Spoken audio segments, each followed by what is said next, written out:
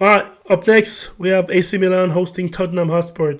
That'll be the second game of the day on February 14 for the return of the Champions League. Let's dive into the starting 11 because when you look at the teams, especially like the latest team, the one that plays over the weekend, when I look at the goalkeeper, Loris is not going to play. Neither is Mike Mignon, so it'll be two of the bench goalkeepers, so that kind of cancels this off. But both teams might go with three defenders on the back. That's kind of usually the style they've been playing. AC Milan will go with Gabia, Kerr, and Kalulu, I'm thinking. And Tottenham will be with Christian Romero, Dyer, and Davis. I think there's not a particularly something that jump in my eye saying which three are actually better. So I'm going to leave it there to kind of cancel it out. The midfield, the Milan either going to go with 5 midfielder and 2 strikers like they did against Inter Milan, or they're going to go like Tottenham with 4 midfielder and then 2 creators and then Harry Kane in front. But when you look across the midfield, well, Theo Hernandez is going to play like a winger. So it really is like a defender slash midfielder. So is Calabria. So it can be a 5-3-2 or 3-5-2 depending how they proceed. I see the Tottenham midfielder. Here's the thing. Not only that Tottenham has the advantage as far as a midfielder, but also a lot of those players, a lot of Tottenham players played in Italy. So they kind of know the AC Milan style.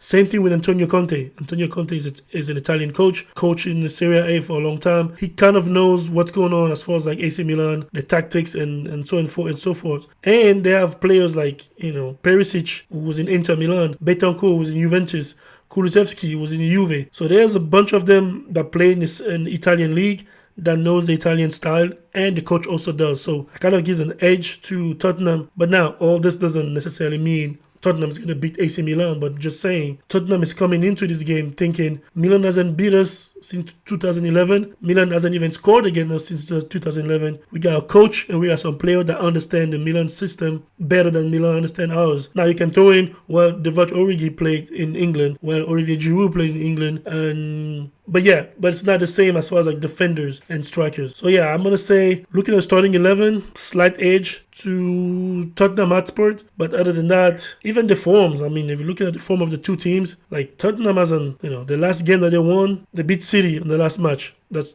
turn, and that's a big one. Then they beat also Preston and North End in the FA Cup 3-0. Then they defeated Fulham 1-0. And then, of course, they lost to City and they lost to Arsenal. So the last 5, they won 3 of the last 5. In fact, they've won 3 of the last 5. So they haven't lost in 3 games, which is not the case for AC Milan. AC Milan literally lost 4 of the last 5, and they haven't won in the 5 games. They are 2-2 against Lecce. They lost to Inter Milan 3-0, lost to Lazio 4-0, lost to Sassuolo 5-2, and then lost to Inter Milan 1-0.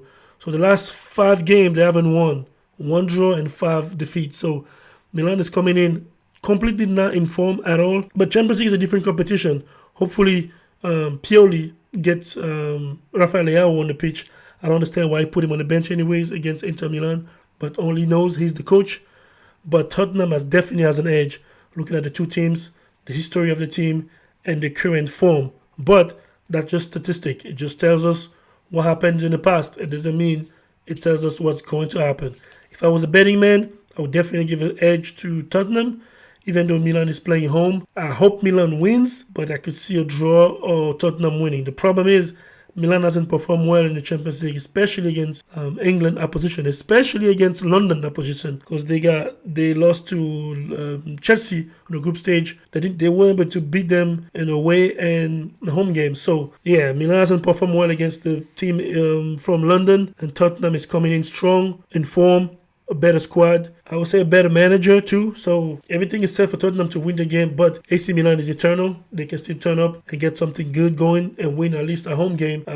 But quite frankly, I don't really see that happening. I'm looking at a draw. I'm thinking about a draw or Tottenham victory, but I will be happy if AC Milan wins. So that's my 2 cents. I don't know. What do you think? Who's going to win the game? Who are you going for, Tottenham or AC Milan? The legendary Milan need to do a lot of rebuilding to get back to where they used to be. The last Champions League success was 2007 when they defeated Liverpool in the Champions League final. After that, they've been really, poor, mediocre to say the least. So let me know in the comment who you think is going to be winning the game.